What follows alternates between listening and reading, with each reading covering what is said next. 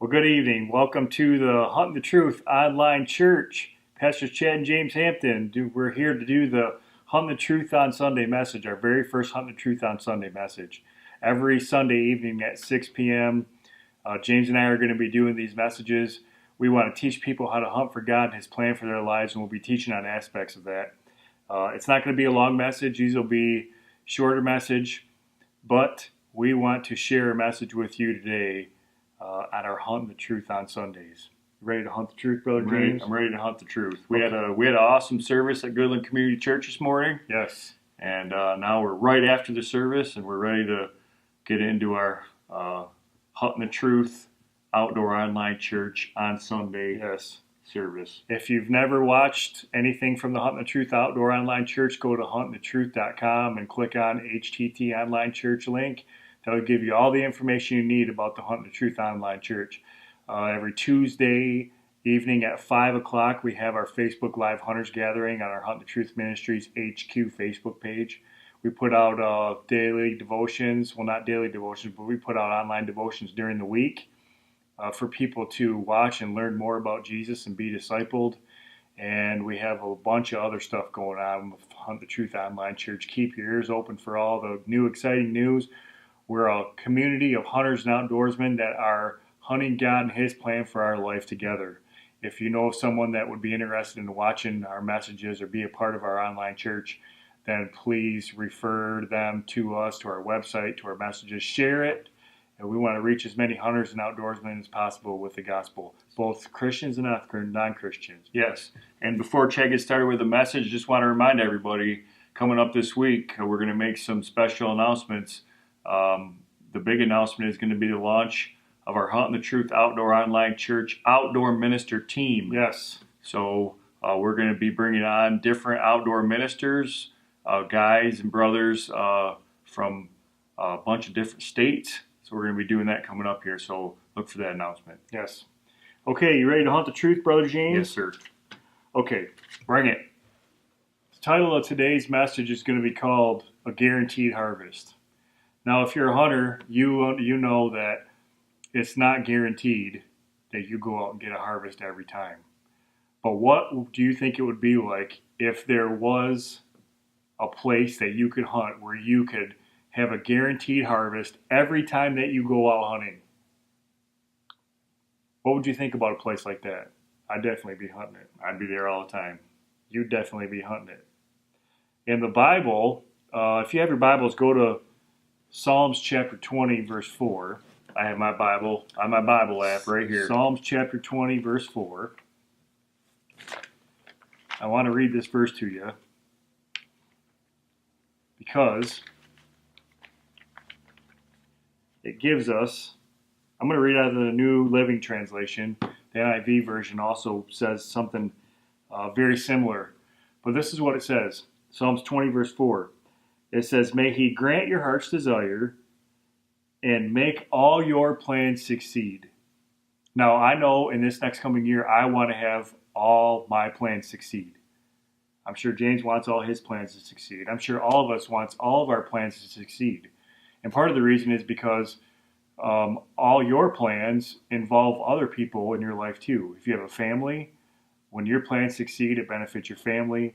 If you have a business, if you have, we're in ministry, when our plans succeed, then the rest of everything that's connected into our life succeeds. And so we want all of our plans to succeed. But when I first read this verse, I had a question that popped into my mind because all of our plans all the time don't succeed. And David is actually, this is a prayer that talks about asking God to make all His plans succeed. And I thought, you know what? All of our plans don't always succeed. So why would the Bible say that all of our plans can succeed? Well, if you go to the King James Version of Psalms chapter 20, verse 4, this is what it says. It says, "Grant thee according to thine own heart, and fulfill all of thy counsel." Now, that gives you a whole different version of that verse because it goes from, "Lord, make all my plans succeed," to "fulfill all of thy counsel," meaning God's counsel. Now, what David's saying there is he's asking God to fulfill all the counsel that He gave David. which means that David sat down with God at some point, and the Lord counseled David on what his plan was for his life. That's totally different than looking at the first version of the verse and thinking right away, Lord, make all my plans succeed. So I call it a guaranteed harvest, because in this verse shows us that we can get a harvest on every single thing in our life. And the Bible shows us how. David shows us how. He says, fulfill all thy counsel. If we spend time with God and we ask God his counsel and ask him what we should be doing with our life and how to handle certain situations, he will make all of our plans succeed, because it will be God's plans for our life. Amen. If it's God's plan for our life, then it will succeed. Our plans for our life don't always succeed. But if we get God's counsel on something, the Lord will always fulfill it, because it will be his plan for our life. Now, the hard part is that God says in Isaiah 55 that his ways aren't our ways and his thoughts aren't our thoughts. They're not our thoughts, and it's not God's ways always our ways. That's the hard part, because our ways and our thoughts and our plans don't always succeed. But when it's God's plan, when it's his thoughts, when it's his ways, it will always succeed no matter how it looks.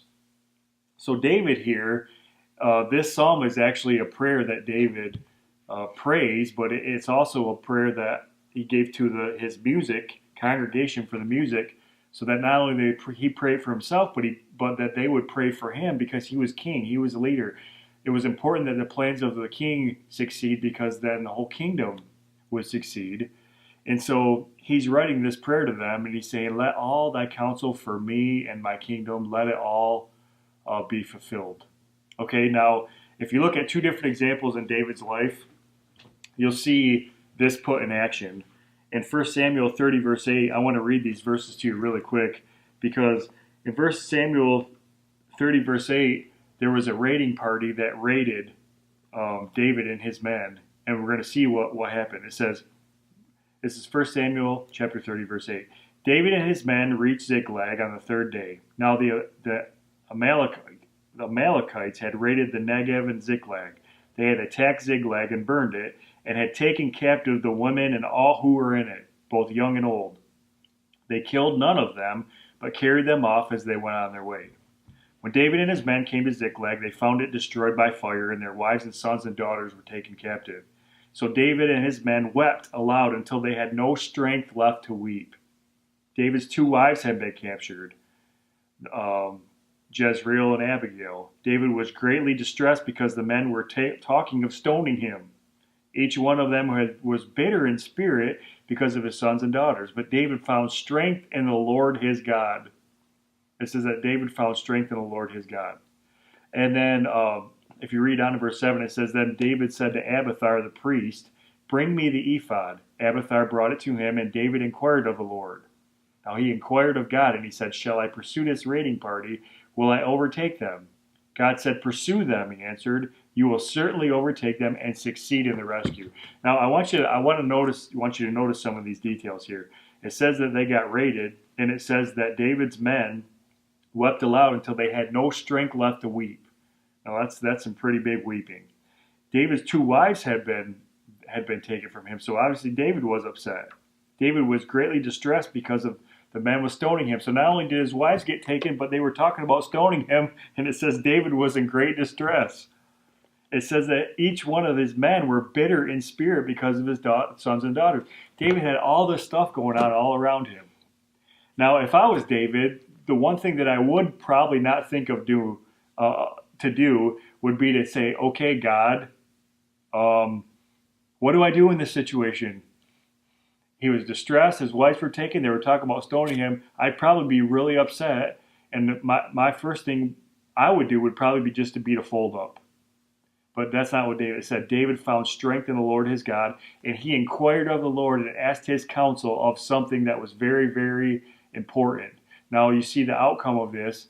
God told him, go rescue, and you will succeed.